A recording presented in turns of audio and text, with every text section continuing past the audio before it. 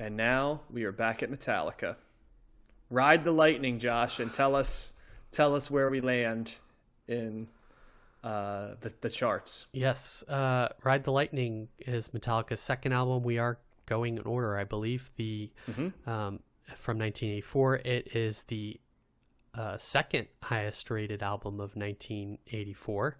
It is the 21st, according to Best Ever Albums. Yep. Yes, the 21st highest rated album of the 80s.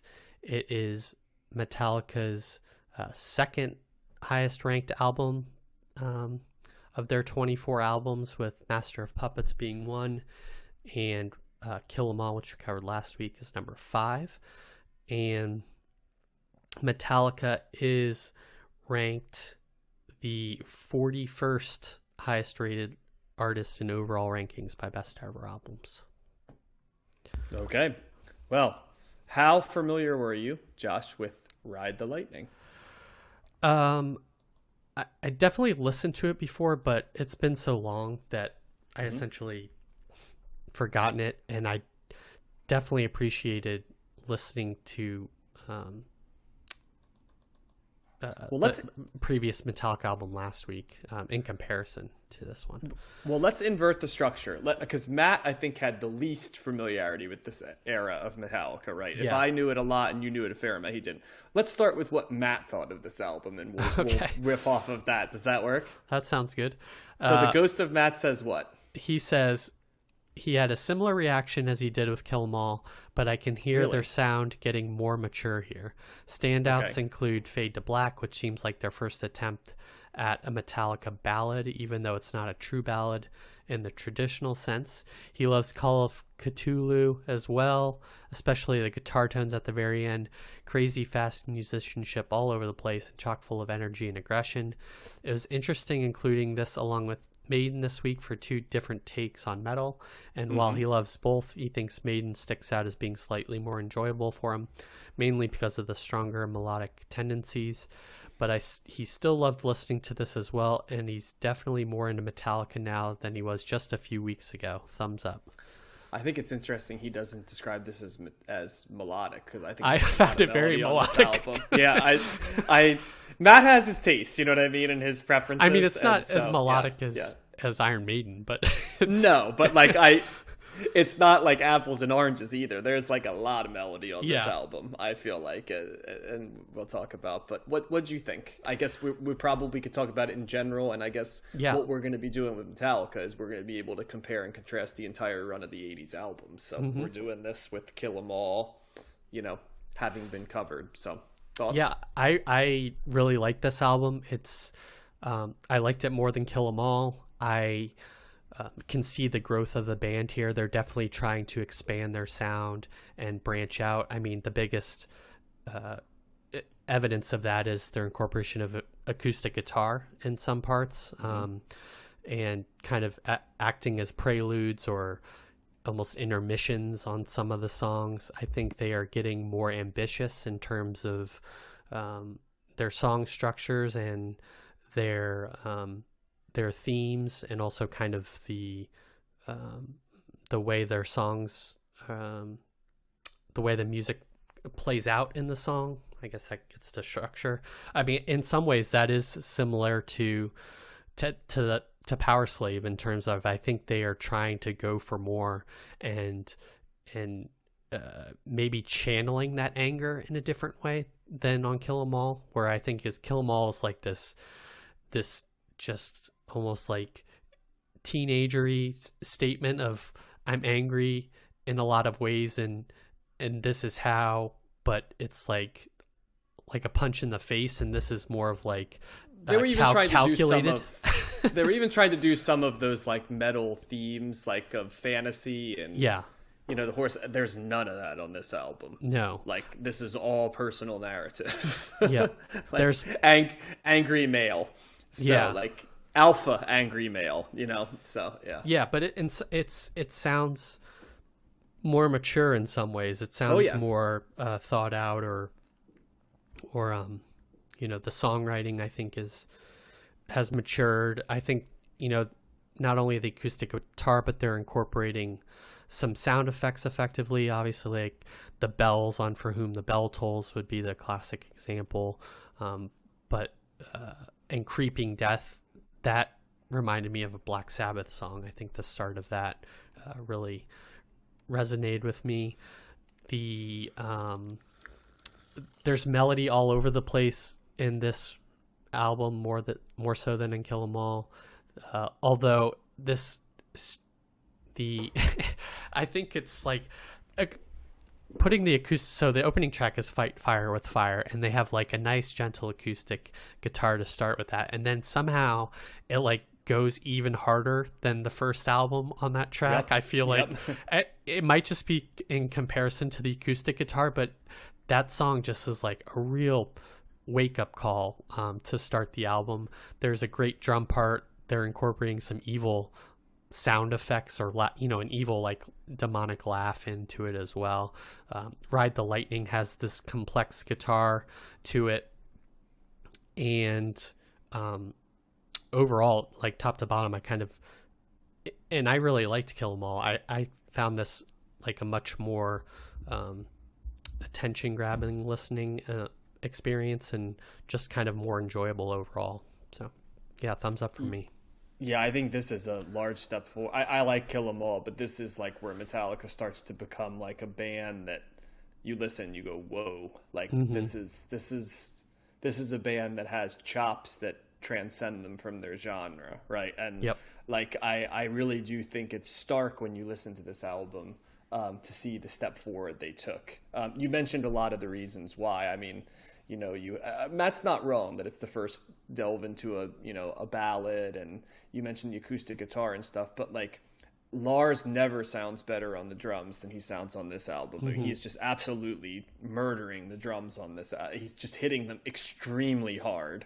Yeah. This version of Metallica is probably my favorite version of the band. The Hetfield, lead guitar and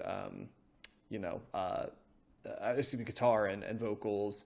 You've got Kirk Hammett here, fully established. You've still got Cliff Burton on the bass, and you've got Lars, on the drums. Yep. And to me, there's a lot of good versions of Metallica, but to me, and this one would stay for Master of Puppets too, so these two. But For Whom the Bell Tolls is just an incredible song. It's in my top 3 Metallica songs, and I know it's one of their biggest hits, but it's that good. Yep. It's just the crashing, drums and guitar, and just the build that seems like it was built to be played in a stadium before somebody runs on the field, kind of, but also can seem like you're going to battle at the same time. Fade to Black is a beautiful song about suicide and like depressing, crushing suicide. It's a very dark song.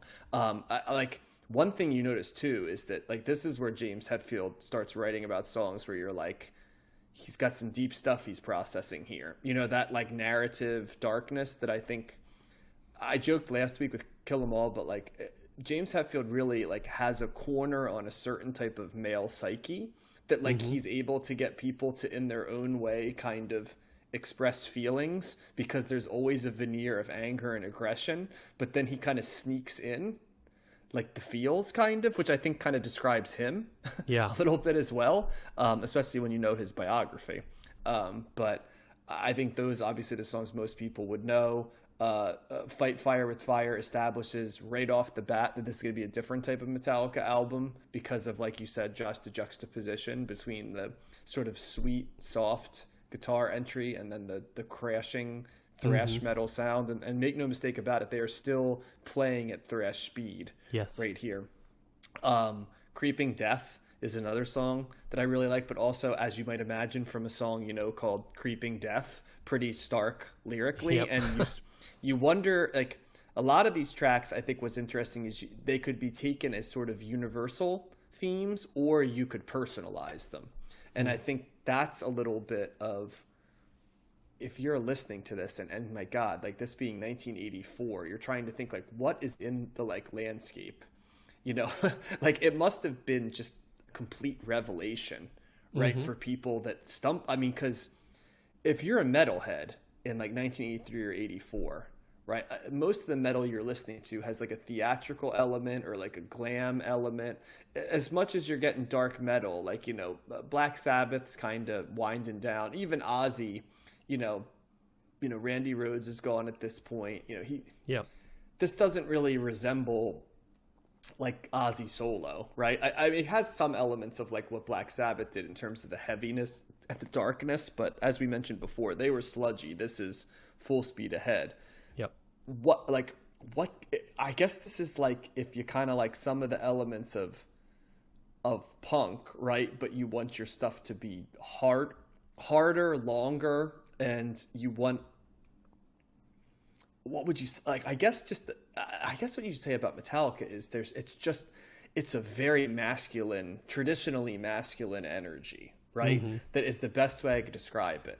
It's not that you can't like come into it if you're female or don't have like that type of personality, but you know, I wouldn't say you and I are like, you know, super traditional, you know, male, you know, type guys, right? But like you kind of have to inhabit that space to some degree to most enjoy this, right? And I also think like if you can't kind of go to the idea of processing emotion through anger or, you know, that approach and then peel it back to get to somewhere else, that you sort of like that energy, right, that comes in, it would be hard to get. And I could see how you didn't get Metallica until Black Album, right? Because like there is like kind of like a door that you have to kind of cross between to get there.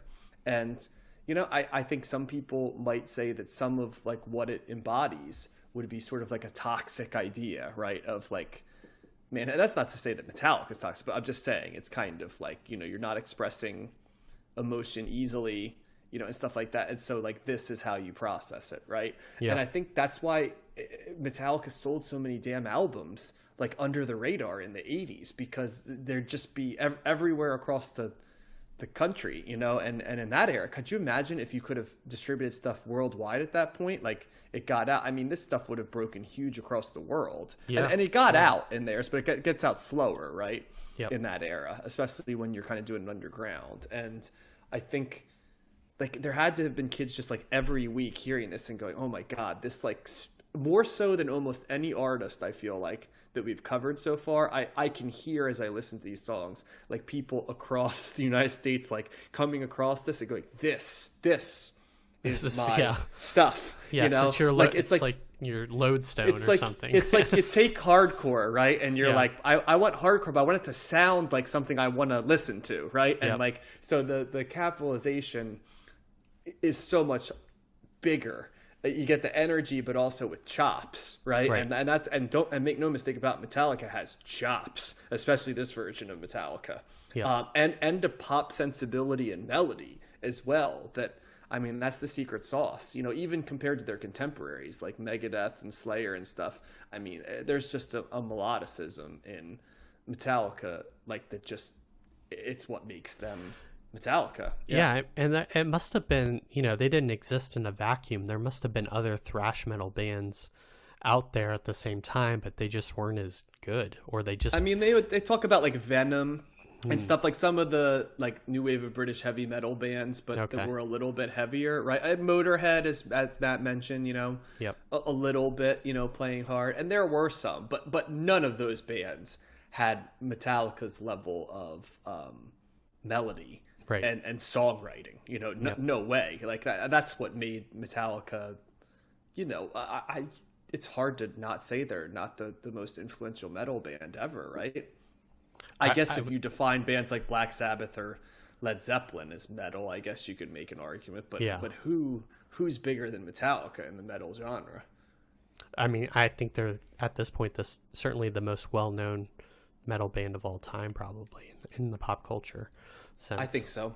Yeah. I think they're the most influential sonically too. Mm-hmm. I mean, more bands have tried to sound like Metallica than pretty much every band on earth. I mean, including like bands in other genres took elements of their sound in the 90s, you know, like some of 90s grunge. Like if you listen to like Alice in Chains, there's just as much, you know, elements of what Metallica was doing as there was, you know, the grunge forefathers, right? Like Neil Young or something. So, so Yeah, I mean, I strong thumbs up. I think this is a really, really good album. I love the fact that we did this and Power Slave because I heart both of those albums, but they're different, and I could see how someone could like one and not the other, and I think if you don't like either of those albums, then like metal is definitely not your genre because like they represent both ends of the metal spectrum, and like. I don't know. I guess you could maybe like hair metal if you don't like any, and we could argue about whether hair metal even is metal. But yeah, I just think this is really. I think lyrically, this is a very underrated album. I think chops wise, it's great. I think it's also produced extremely well for like a album that was not super major label. And yeah, and I don't know if Lars ever sounds better than he does. And once again, this version of Metallica, the bass stands out because bass is hard to make prominent in metal as a genre. It is not a genre that lends itself to like bass, right? Yep. And so I consistently notice that I'm picking up on the bass lines here in a way that very few metal I would say like Mastodon in modern times, right, is another band that I think has that element in it, but it's rare, but it definitely for me is right there with the guitar work and Hetfield's vocals and you know, and Lars just goal seeming to be to hit the drums as hard as humanly possible on this one. So yeah, for a sophomore album, it's a real step up. You know, there's always that saying of sophomore album being harder to do, second album, but I also think a strong case for it being, I mean, it's better than the first album. I also think we have to start talking about things in the context of when they're released too, because I think you have to understand, like 84, like you have to think of this album in the context of 84, not us listening back to it in 2022 with a million sons and daughters, right? That we can trace to it. Like this must have just come out of nowhere. And I just imagine you're a disaffected kid in a place that doesn't have much of a music scene. And you may have the radio, you know, maybe you get some MTV at a friend's house. Your parents, you know, their albums are like stuff from the 60s. Maybe they've got like, you know, Cheap Trick and the Eagles lying around and different stuff. And classic rock radio is still playing like, you know, ELO and stuff. And that's not to knock any of that. And then like, you know, somebody's brother has Metallica, right? Like, you know, Ride the Lightning. And you put this on. It had to have just been like, holy shit, dude, for like a whole generation of... I think that was like Metallica in the 80s, right?